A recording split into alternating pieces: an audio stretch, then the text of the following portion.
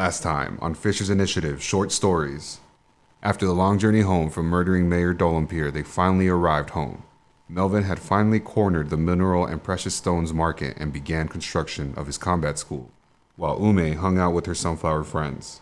Suddenly, a terrible earthquake shook the very foundation of Yan Kardu. Dodging falling rocks, our heroes raced out and helped King Durzen rescue the civilians. Being finally in tune with nature, Ume felt something was off. It's Durvius. He's getting closer to setting off the volcano. Avocados! We need to launch our attack immediately! Melvin spoke into his ear. Commander Brenna, it's time. Okay, me and Tapachi will meet you guys there. The duo ran to King Durzen's throne room to find him huddled over a map of Mount Zamesius. He was speaking to a floating ball of light. Yes, Queen Aliquilas. Our warships are ready to teleport directly on top of the southern slope. We can link your teleportation gates with ours and transport your soldiers directly there. It is also my understanding Commander Brenna and Buenas Fabidas will attack from the southeast. Understood.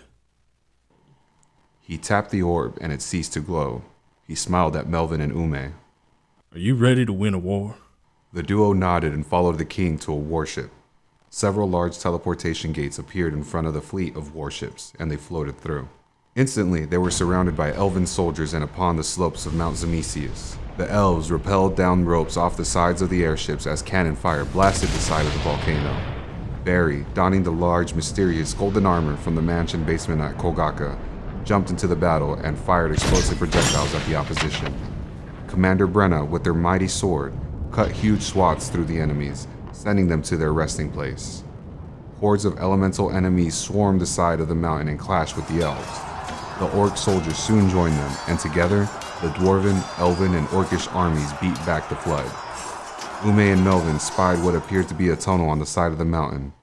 Not wanting Durvius to escape, they entered the entrance. It was long and dark, twisting and turning as it wound through the active volcano. The walls shook and trembled with massive explosions outside, and the air heated as they neared the core of the mountain. They entered a large round room, and in the center stood a familiar figure. You killed me! King Cha-Cha lowered his hood. And then you killed me again! He drew a sword of pure lightning and fire. And then you turned me over to the village elder! In a flash, he closed the gap between him and Melvin and lashed out, dealing a fatal blow to the elven wizard. A large gash of burnt flesh appeared on Melvin's chest as he fell to the floor, instantly slain. Ume gasped and drew her daggers. The goblin, with a sadistic look in his rage-filled eyes, turned his gaze towards Ume. He charged her, but she managed to block with her weapons. She darted around the room, dodging his vicious attacks as he cackled maniacally. Without warning, a powerful lightning bolt struck his back. He turned to meet his attacker. Melvin's hands crackled with electrical energy. I will kill you as many times as I have! His words were cut short. Ume's daggers protruded from his throat. He fell to the floor, gurgling through the blood. Melvin drew Kazuko's dagger and stabbed him in the head as he died. The glow of the Immortabilis left his body, and he stayed motionless. King Cha-Cha, after a life of torment, was finally dead. One down, one to go. Agreed. Let us end this. They raced deeper into the mountain. The air became unbearably hot, and the molten rock glowed with fury. As they approached the core of the volcano, they found him, Durvius of the Storms. His steely blue eyes met theirs. Have you come to join me? No, we are here to stop you. Time's up, Derby. It's not too late to surrender. The dwarf chuckled. Surrender. So they He pointed in the direction of the explosions. can experiment on me, test their spells on me, harvest my organs, blood, and magical essence. You two are more stupid than you look. He raised a fist as it hummed with powerful magic. They'll never be satisfied. They will always want more power. Pebbles and rocks began to levitate and spin around him. reasoning with them is an exercise in futility and the only solution to permanently level the playing field. An explosion of rock shot out in all directions. Melvin managed to escape the attack, but Ume was struck hard in the head. Before she could react, Durzen was upon her. He struck out with his palm, which connected with her stomach. She was knocked across the room and collided with the far wall, dying instantly. A corona of blood stained the wall around her lifeless body. Melvin roared with rage and swung his swords.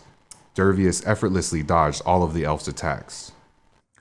How do you mean to defend yourselves from them if you cannot save yourselves from me? The dwarf captured one of Melvin's swords and used it to block the other. He headbutted the wizard, who found himself dazed. Melvin felt a piercing pain in his chest. Looking down, he saw his samurai sword impaling him. Durzen held the other sword to Melvin's face. It is in their nature. They will never accept you. They will only use you for their own gains. Just as Durzen was about to thrust the sword into Melvin's head, an arrow pierced the dwarf's neck. Ume, having regained consciousness, had fired from her bow. He gurgled in confusion as blood spewed from his mouth. Oh, shut the fuck up, you sanctimonious asshole! Melvin drew Kazuko's dagger and planted it in Durzen's heart. His lifeless body fell to the ground as thunder boomed across the land. He shuddered as the light left his eyes. Melvin removed the sword from his own body. Ume, the seed! Got it! Ume flew to the center of the volcano and tossed the seed into the fire. The mountain rumbled, but then the quaking subsided. Ume helped Melvin to his feet. A small sapling sprouted from the bottom of the now slumbering volcano. We beat him, Ume! Yay! Using his wand of flight, Melvin and Ume took Durzen's corpse and flew to King Durzen's ship. There, the dwarf inspected the body. Ah, good work, you two. Now the Holy Order can be revived, and we can finally take over the world unopposed, now that the wages of sin are out of the way. What? The king rubbed the back of his head, looking embarrassed. Well, take over might have been too strong a phrase. What I meant was, we may spread the good word. Come, Ume, let's go check on my school. They should be building it as we speak. Horrified, Ume shook her head. She made a mad dash for Durzen's corpse and fled from the ship. Melvin gave chase, but could not keep up with the pixie. She flew to a remote part of the woods, landing on the side of a hill. She casted a spell which enabled her to speak with the deceased.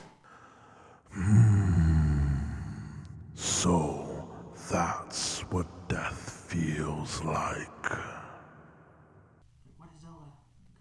What is the Holy Order? Are they the bad guys?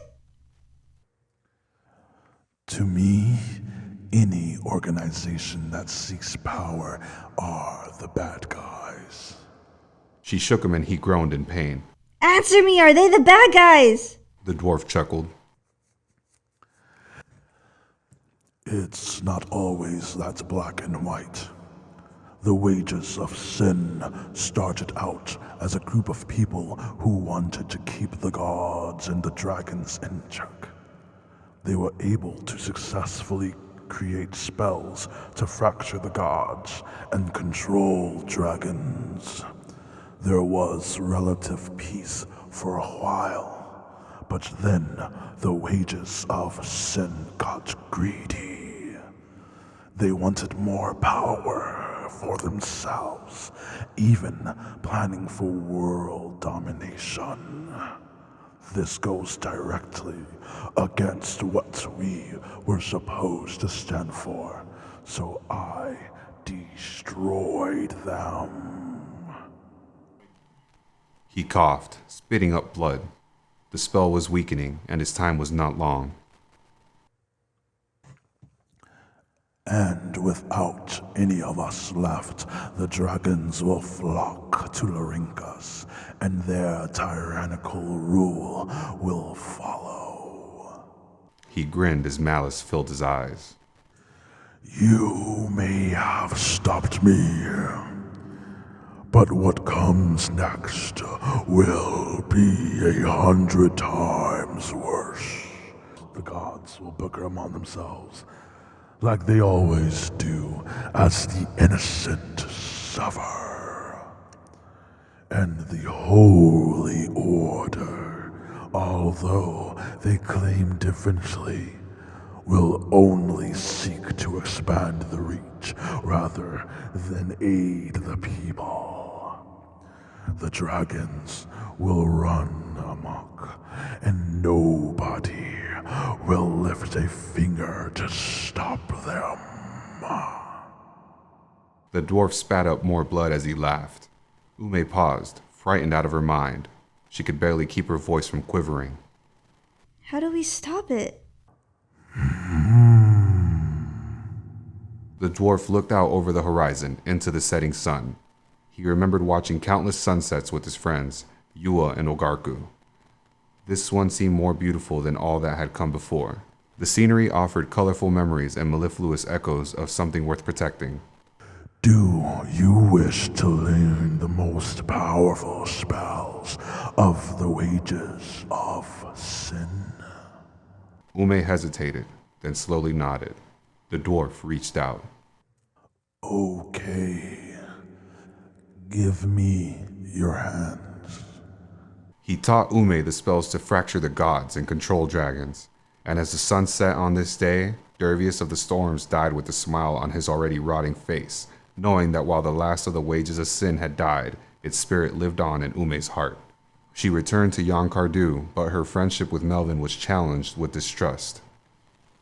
They stopped hanging out together, but were reunited when news of a dragon invasion reached them. The duo banded together and set out to investigate. During their travels, they met a dragon named Dr. Zumi, who explained that dragons had been originally chased from these lands by the wages of sin, and, in the organization's absence, they sought to reclaim their former territory. Being a friendly dragon, he joined our heroes on a quest to broker peace between the dragons and the people of Larenkas. But would they be able to achieve something nobody has ever done? Is the Holy Order evil? And what will Ume do with her new abilities? Find out next time on Fissure's Initiative Short Stories.